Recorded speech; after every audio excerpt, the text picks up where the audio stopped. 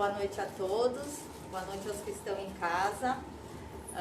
Hoje nós vamos fazer a palestra novamente com o nosso amigo aqui da casa, o Camilo, e o tema vai ser Emoções e Sentimentos, a prática da autoobservação, meditação e reflexão. Camilo.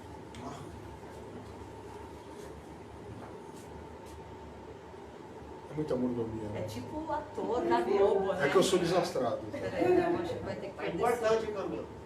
Você vê só backstage. Boa noite a todos, aí no Facebook, presentes, né? Eu estou sem máscara porque todos estão de máscara aqui, a uma distância de 1 metro, nós estamos num ambiente ventilado. E eu tirei porque o pessoal reclamou, né, que a máscara acaba abafando para você falar. Então é por isso, na saída, terminando aqui a exposição, eu vou retornar.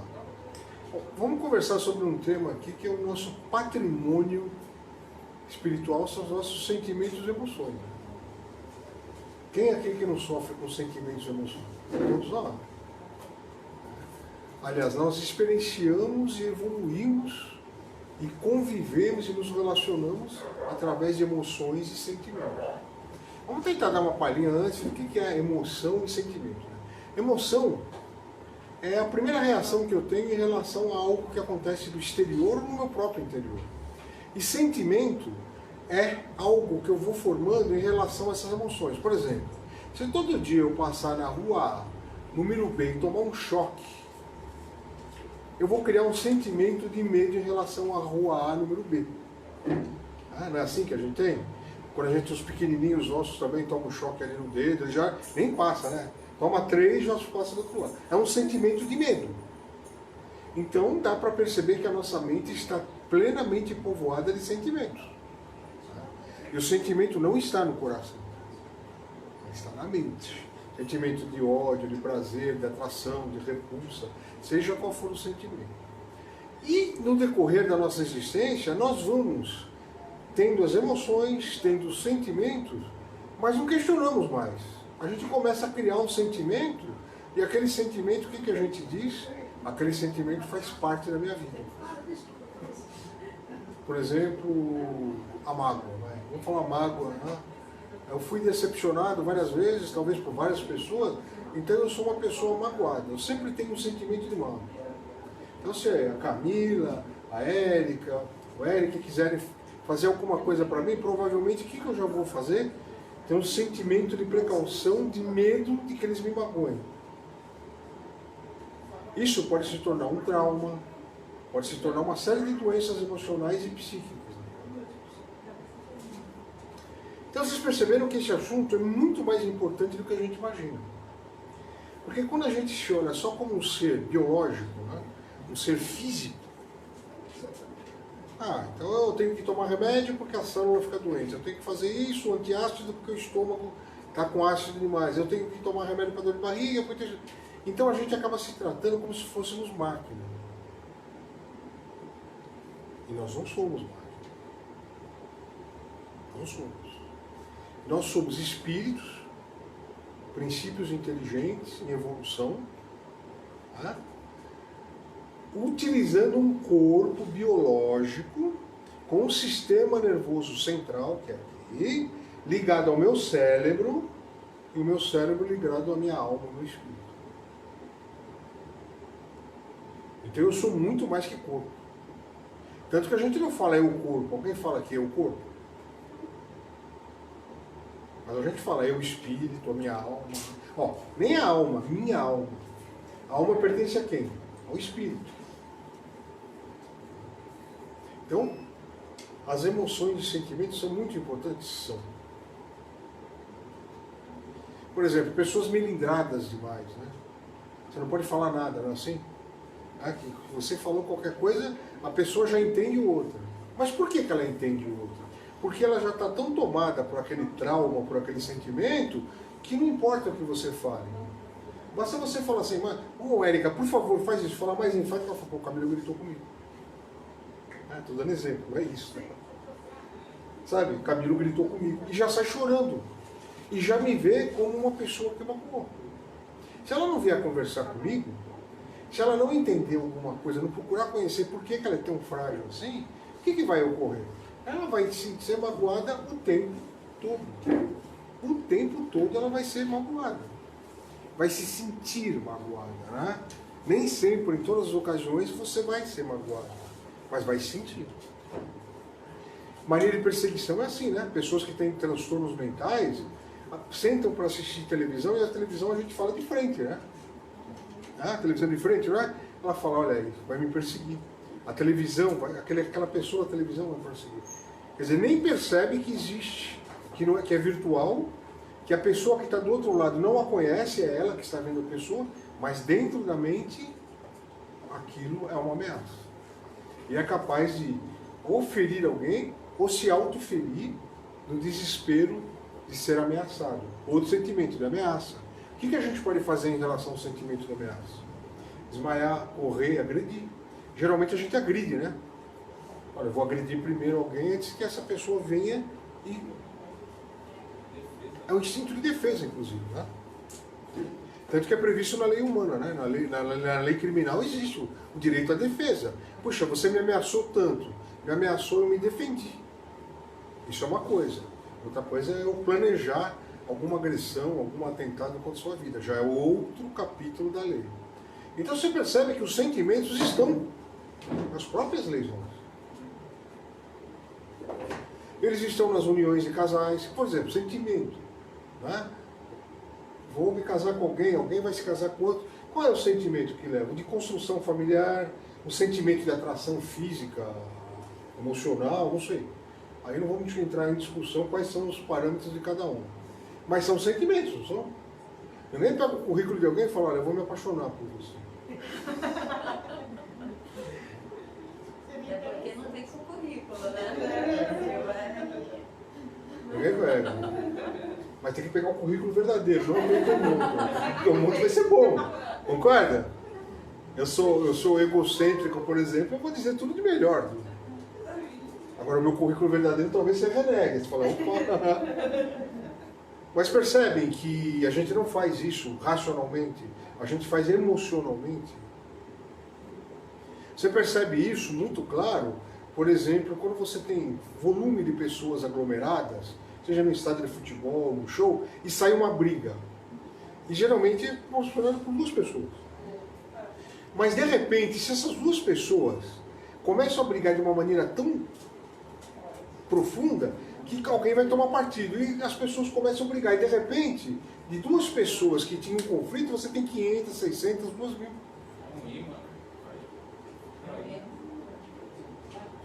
Na guerra, quando eles tocam, lembra nas guerras antigas, eles tocavam os tambores, aquelas marcas, por quê? Para despertar no soldado um sentimento de bravura, para ir para cima. Então nós recebemos estímulos, tanto nosso interno quanto do mundo externo, de outras pessoas, nós recebemos estímulos 24 horas por dia. Mesmo dormindo, né? A gente recebe estímulos. E esses estímulos despertam sentimentos, que estão ligados a emoções. E aí, o que a gente tem que fazer com isso? Ir no psiquiatra, ir no psicoterapeuta, no psicólogo, ir conversar com alguém da sua religião que tenha uma capacidade, né, de te ouvir, dar um aconselhamento, uma orientação ponderada, né? Não pode ser alguém pior que eu, né? Porque você não vai ver. Nós vamos ser dois com problemas aí, né? A pessoa que veio se aconselhar e o aconselhador, né? Mas a gente precisa, às vezes, de apoio. Nem sempre a gente consegue fazer uma autoanálise sozinho. Agora, é como andar de bicicleta também, a autoanálise. Tem que começar. Dá trabalho? Dá. Eu posso enxergar coisas que eu não vou gostar, com certeza. Mas é a única chance que a gente tem de começar a criar uma saúde emocional. Por exemplo, se na minha infância, né, eu fui roubar feijão da panela e levei uma surra tremenda, hoje eu já não vou ter mais isso. Mas se fiquei com emoção, o sentimento foi crescendo e eu não trabalhei isso, eu vou ter um trauma em relação à panela de pressão e feijão. Eu tenho um monte de coisa de infância que eu não eliminei ainda. Tá aqui, ó. Eu acredito que todos nós tenhamos. E se a gente não começar a observar, porque chega uma hora que aquele sentimento não faz mais sentido. Faz sentido eu ter medo da panela de pressão? Não. Tem que tomar cuidado só isso com ela. Mas não medo. Né? Faz sentido, por exemplo, se a minha mãe foi muito severa, a minha avó, quem me criou, e eu começar a criar uma barreira contra toda mulher achando que ela é mandona? Ou se o meu pai, no caso de uma mulher, foi muito severo, me posou, eu acho que todo homem, né? A mulher vai achar que todo homem é o quê? Castrador, machista. E às vezes eu nem estou conhecendo a pessoa que está na minha frente. Pela lei da atração, semelhante atrai semelhante, as emoções e sentimentos geram energia. E essa energia fica aqui, no meu campo energético, vibracional. Então qual é a possibilidade de eu atrair alguém ao qual eu rejeite, tenha medo? Muito grande. Alguém já ficou com medo perto de um cachorro meio bravo, e o cachorro fica mais bravo sentindo o meu cheiro de medo? O certo seria eu atrair um cachorro manso, né? Porque eu tenho medo, mas não é. Então o nosso campo de energia, esse campo áurico, né, que está aqui, ele é a resultante dos meus pensamentos, das minhas emoções e sentimentos.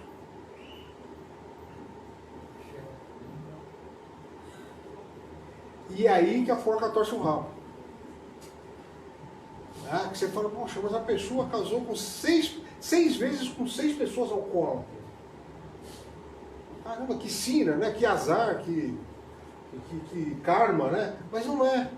Se você for ver a história pregressa dessa pessoa, desse homem, dessa mulher, não importa, nós vamos perceber o quê? Que provavelmente um pai, um avô, tio foi alcoólatra. Ela ficou com o sentimento de impotência de não poder ajudar quem ela amava. Então ela vai se aproximar dos alcoólatras para quê? Para tentar compensar aquilo que ela não fez com o pai. Com o avô, com o tio, não importa. Olha que coisa interessante.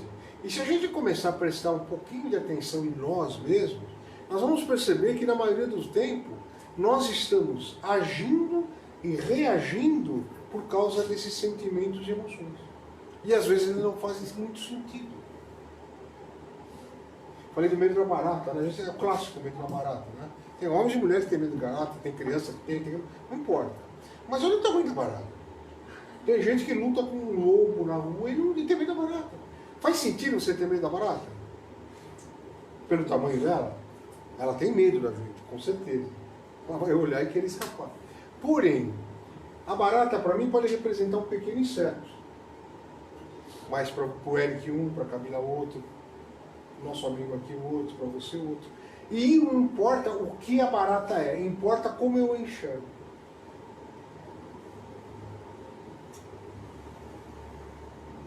Por isso que a gente diz assim, né? Puxa, mas tem uma pessoa vê um fato e eu vejo o mesmo fato e nós temos opiniões diferentes. Por quê?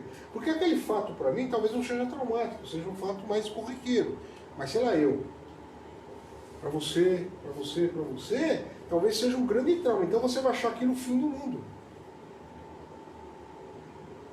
E eu vou achar um fato corriqueiro. Por quê? Porque dentro da minha mente, dentro da minha história emocional, eu não tenho passado com aquilo, eu não tenho trauma, eu não tenho ressentimento. Eu não tenho nenhum sentimento chamado negativo em relação ao que eu estou vendo. Mas quem tem o trauma, quem já tem o sentimento formado, por exemplo, de mágoa, de medo, de aversão, de terror, né, vai reagir totalmente diferente. E o que mais que os sentimentos e emoções fazem, além de mexer no nosso comportamento? Tá? Isso é evidente, não tem muito como discutir, né? Nosso comportamento é baseado nisso, né? Nos valores pessoais que eu tenho e nas emoções e sentimentos. E aí fica essa dança, né, no meu cérebro. Mas o meu corpo biológico recebe toda a carga hormonal de todos os meus pensamentos, emoções e sentimentos. Porque se eu sinto medo da barata, concorda que o meu organismo vai entender que eu estou sendo ameaçado e vai fabricar um monte de adrenalina, uma série de hormônios para eu sair correndo. Para o quê? Para eu tomar uma atitude e ter toda a minha força necessária. Então, por causa da barata, eu posso ficar meia hora gerando adrenalina e ter um estresse profundo, posso. Travar meu intestino, soltar minha urina. Né? O medo mexe muito com os rins, por isso que a pessoa fica gelada e as costas. Quem tem medo, quem tem síndrome de pânico, tem as costas geladas aqui na altura dos ombros. Por quê? Porque sente tanto medo por tanto tempo que os rins são sobrecarregados. Então não dá para dizer que as emoções e sentimentos não estão ligadas com o físico, elas estão. Nós somos um único ser. Eu posso ter o espírito, o perispírito e o corpo. Porém, eu trabalho em conjunto com esses três. Se você for lá e tirar uma peça desse automóvel, a peça não é o automóvel, mas o automóvel não é automóvel se não tiver essa peça. Perceberam? Então, nesse momento da minha existência, de todos nós aqui, o corpo é o meu veículo de manifestação. E pela minha reação corporal, é que os sentimentos e as emoções fluem. Então, se você pegar um terapeuta corporal, e às vezes você não precisa falar nada, pelo modo de eu sentar, pelo modo de eu olhar, ele vai dizer para você ansioso, você vai falar, como? Você adivinha? Não, porque o corpo fala. Quando você não quer, você faz assim. Quando não quer, você traz. Quando você é azedo, quando é doce. Então o corpo, a face, os olhos expressam. E é por isso que o pessoal reclama quando a gente põe máscara. Porque quem está fazendo a explanação aqui, as pessoas não veem a expressão do rosto. E é importante eles verem a expressão do rosto. Né? Não uma máscara com dois olhos. Mas é uma necessidade momentânea, esperamos que consigamos afastá-la aí, né? De uma vez. Então vocês percebem que emoção é uma reação a um estímulo. Pode ser agressivo, de afetividade, pode ser o que for. O sentimento é a emoção que eu converto num fato dentro da minha cabeça. Olha, todo mundo que me abraça me ama. Então todo mundo que me abraçar, para mim, vocês estão me amando. Mesmo que você tente me estrangular. Aí eu vou ter um outro fato. Então você percebe que nós construímos o sentimento em cima da experiência das emoções. Como nós saímos de uma fase de experimentar o reino animal, estamos no reino hominal, ou seja, né, estamos experimentando agora a razão, nós não reagimos mais como os animais reagem. Né? O leão vem e bica minha perna, no reino animal o outro vai lá e bica e pronto. Não, nós já não somos mais assim, isso não funciona mais nas nossas interações. Porque eu já julgo a sua reação. O outro leão não vai julgar, ele vai agir por instinto. É por isso que na legislação criminal existe uma parte, 99% do mundo, em que se conseguir provar que eu agi por puro instinto de sobrevivência sem usar a minha razão, a minha pena vai ser 1. Agora, se eu usei a minha razão e arquitetei, a minha pena é outra. Porque é na parte racional que está as leis, a socialização. O instinto não. O instinto tem só uma obrigação: sobreviver. São assim as bilhões de células do nosso corpo, as bactérias que nos habitam, benéficas, querem sobreviver. Os vírus querem sobreviver. Ou seja, sobreviver nesse planeta é uma necessidade de qualquer ser.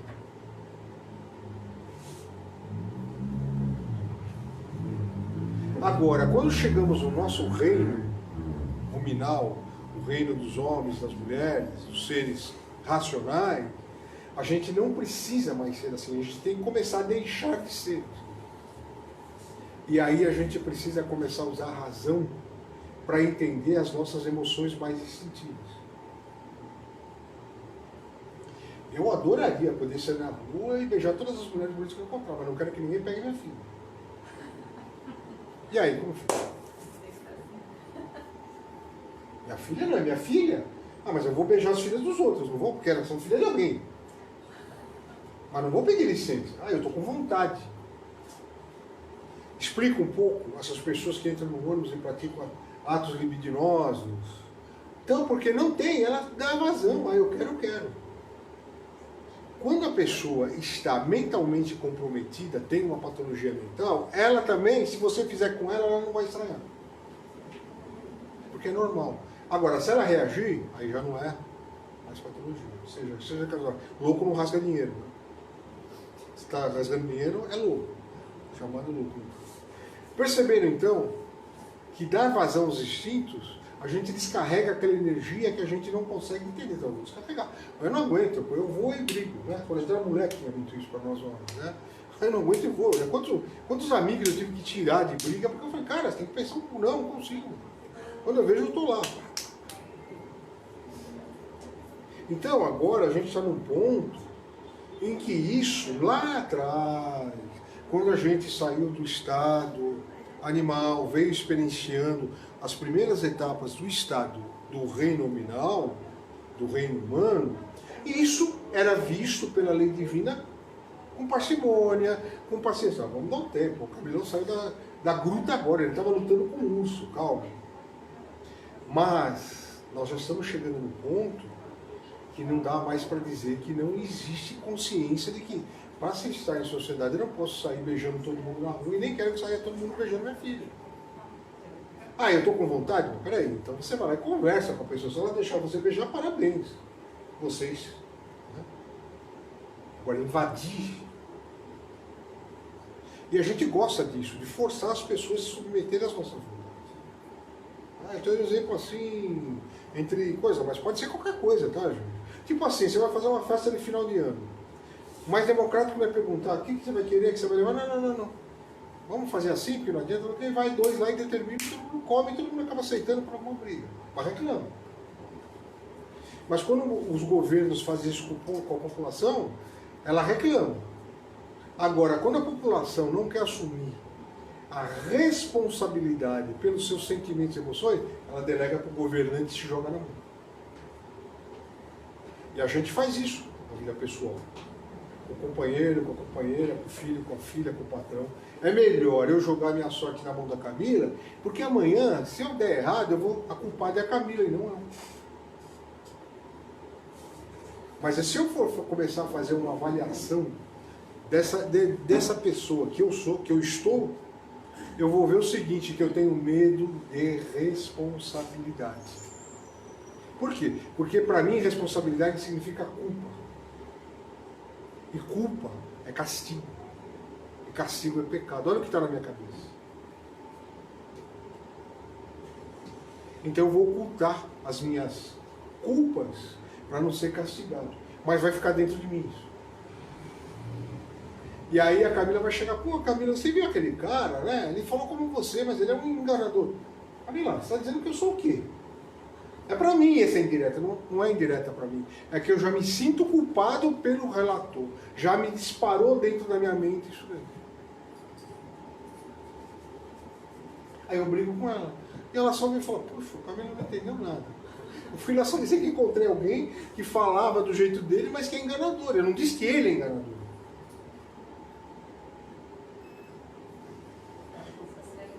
Exatamente. Por exemplo, eu tenho, cisma que a minha esposa me trai o tempo todo. Por que será? Eu não estou questionando se ela trai ou não. Estou dizendo que eu tenho a cisma.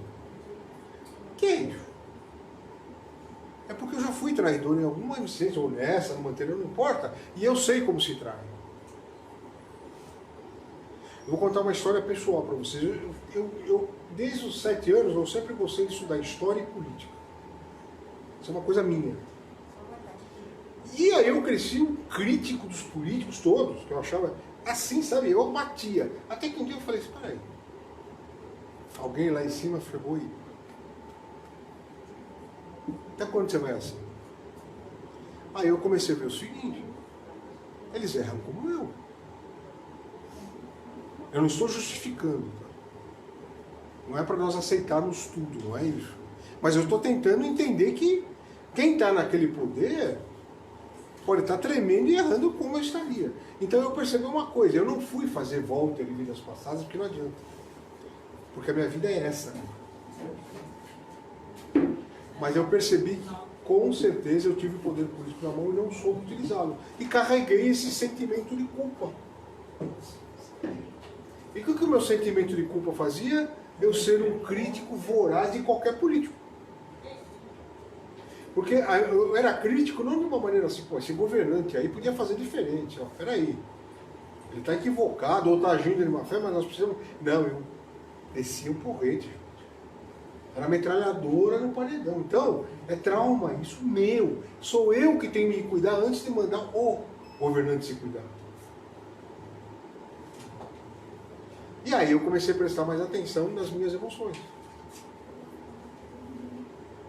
E aí fui tirando, e estou fazendo isso, não parei. Estou fazendo.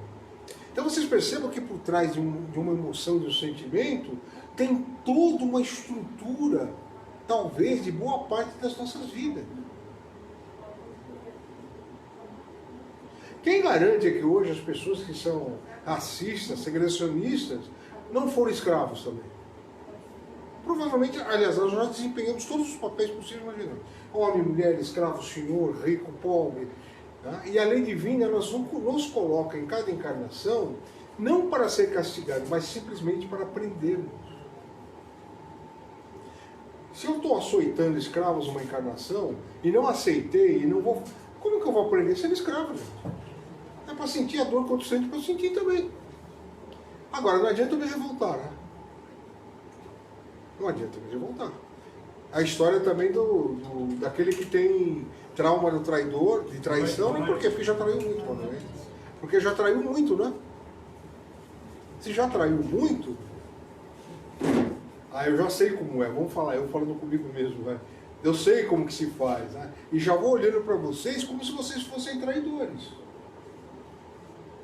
Então eu vou ver traição em tudo porque o trauma é meu. A Camila de repente não está se portando traidor, o senhor, a senhora, você. Ninguém vai se portar. Mas eu vejo como? Com a lente das minhas emoções e sentimentos. E com a lente das minhas emoções, o mundo é traidor.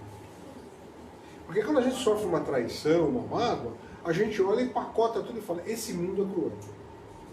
Eu duvido que alguém aqui nunca falou isso. A gente fala o tempo todo. Esse mundo é cruel. O mundo é cruel. Você já viu o planeta atacando alguém? Não. Somos nós que criamos sistemas de convivência cruéis. Então compete ao humano ser o agente de transformação na Terra. Porque na cadeia, ele é o topo dos seres. Por exemplo, quando você vê muita crueldade com o animal, essa pessoa também vai fazer crueldade com o ser humano. Não se preocupa não, que ela vai fazer. Eu não gosto de animal, é uma coisa, mas respeita, dá o alimento, não precisa viver no colo beijando. Perceberam então que a chave de todos os sofrimentos que nós temos é a gente não saber por que sentimos, por que temos essa emoção e reagir de uma forma inconsciente. Sabe, não racionalizar isso. É difícil? Eu acho que é um exercício isso. Isso é um exercício. E é um exercício que começa a partir do despertar da consciência do ser e vai embora. E não para. Não vai parar nessa vida. Essa é uma herança que a gente vai ter para as próximas encarnações e para o resto da existência. Ela vai se transformando em outras coisas. Mas o importante é nós começarmos a prestar atenção nos nossos traumas e fazer de trás para frente. Porque não adianta ir na raiz direto, eu não consigo fazer isso. Olha, eu tenho medo desse copo. Eu não posso ter medo do copo. Isso é besteira, tá? Primeiro que eu disse não. Meu cérebro não conhece. Eu preciso saber por que eu tenho medo. Então, começar, eu tenho medo disso por quê? Desde quando? Ligo para meus parentes, para minha mãe, para minha tia. Desde quando? Não, você não tinha isso. Mas foi um dia que a gente foi lá. Que a gente foi lá em Aparecida. E aí você estava fazendo uma oração para Nossa Senhora e o homem pisou no seu pé. Pô, Camila, faz uma gentileza. Esses são os meus traumas, eu sou desastrado. Eu já acho que eu não vou conseguir, peço ajuda. É isso, é sério, não estou brincando, né? Não estou brincando, né? Não quero pagar um mico, é isso mesmo. Né? Perceberam?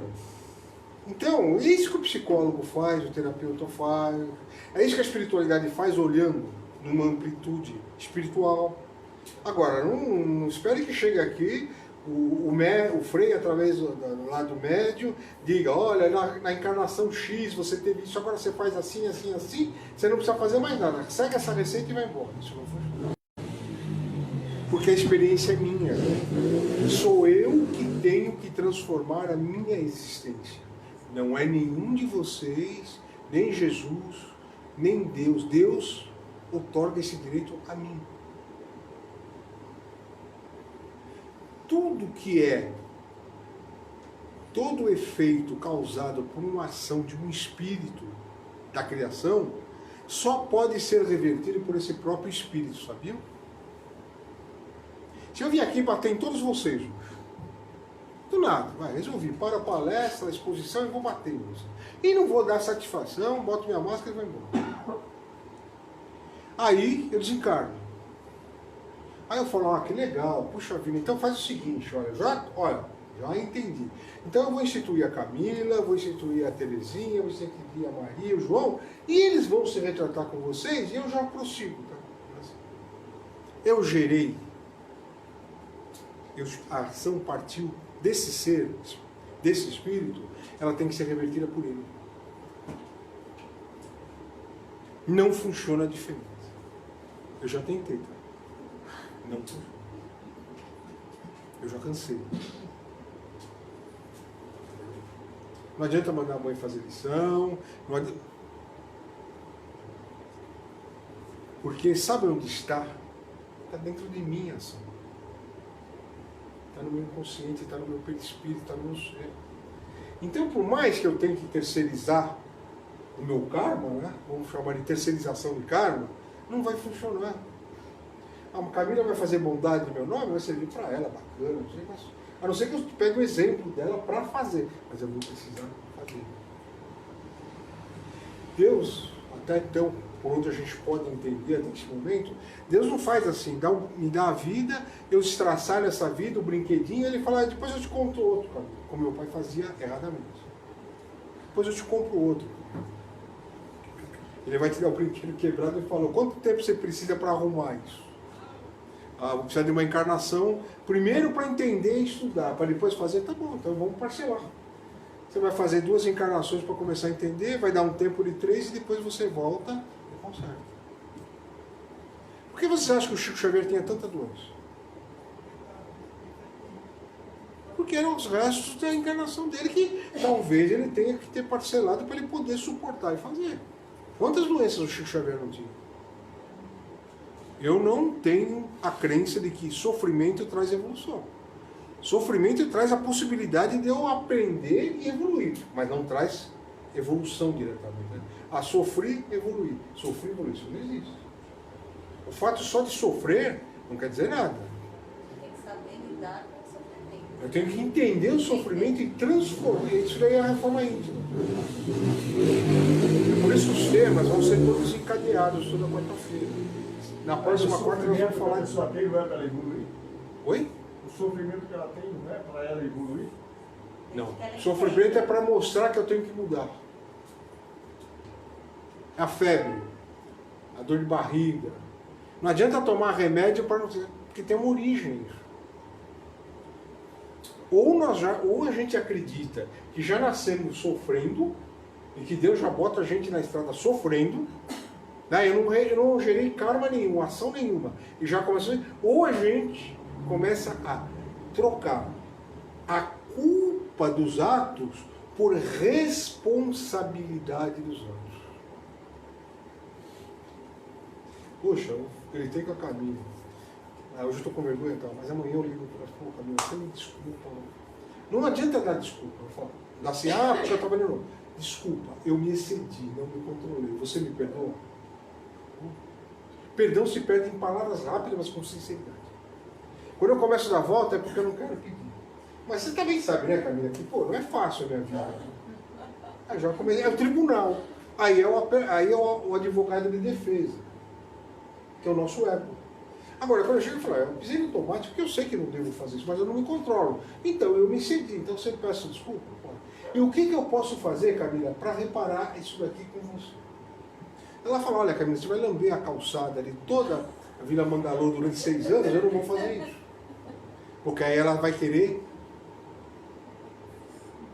criar uma revanche. Ela vai tripudiar. Eu falei, não, mas, sei lá, você gosta de coisa? Então eu vou pagar para você, para o seu marido, para o seu filho, não. Um exemplo, tá? Não é... Agora, não vou lamber o chão por 6 encarnações. Perceberam? Isso é autoestima também. Se eu tiver consciência do que eu fiz, eu me coloco à disposição. Falo, olha, gente, vou fazer a minha parte, vou me desculpar com a Camila, com a família dela, vou pagar um jantar, para que eles tenham um momento agradável, sabendo que eu também posso propiciar um momento agradável. E aí vamos ver o que acontece. Vocês perceberam que reforma íntima é um conjunto de coisas. E a gente começa fazendo reforma íntima se auto-observando. E aí começa a anotar, faz um caderninho só para ti, né? Pelo amor de Deus, não vai colocar esse caderno porque é íntimo demais, né? Não interessa a ninguém. Não interessa a ninguém. Faz um caderninho com, sabe, ó, essa emoção que eu sou explosivo, esse sentimento de culpa. Começa a ver e voltar para trás, não precisa ir num terapeuta de vidas passadas, não. Começa a voltar aqui mesmo, e a gente vai perceber que muita coisa teve origem nesta vida, desse jeitinho. E a partir daí, o que a gente consegue fazer? A gente consegue começar a fazer uma reforma íntima, como tem naquele livro, psicografado lá pelo Vanderlei da Irmã Sidufo, que é a reforma íntima sem sofrimento. Ele tem outro nome, tá? Mas sem exaustão, sem sofrimento. Por que a reforma íntima é tão dura? Porque a gente luta, eu não posso ser mal. Não adianta falar que você não pode ser mal. Porque enquanto eu não entender por que eu sou mal, ou porque eu sou aversivo, ou porque eu sou invasivo, ou porque eu sou tímido, eu não vou conseguir melhorar. Não adianta eu me agredir, dar patada. Isso não funciona. Isso funciona no primeiro momento e volta tudo depois. Porque eu não entendi, eu não assimilei, eu não trouxe para o meu íntimo, eu não fiz a autotransformação. Hoje em dia, pegar fatos negativos, né, e entender e transformá-los em positivos, chama-se o tal de ressignificado pela psicologia. Estou ressignificando o acidente que eu tive. Em vez de achar que é um trauma, que eu fui atropelado na rua, agora eu presto mais atenção para que eu possa sair, jantar, ver os amigos, namorar, casar. Perceberam? É pegar o mesmo fato e olhar sobre um outro ângulo, não sobre o olhar do sofredor, da alma penada, do umbral. A gente precisa sair desta vibração, dessa vibe. E só a gente pode fazer isso. Deixa eu dar 10 aqui. Então, fala mais 2 minutinhos, gente. Isso daqui é importante, sabe por quê? Porque o Espiritismo recomenda a reforma íntima. E quando Kardec escreveu aquele livro, 1850, o mundo tinha um jeito. Hoje ele tem outro. Você não tinha recurso de psicólogo, de centro espírita, de bons padres, de bons pastores, de bons ateus à disposição.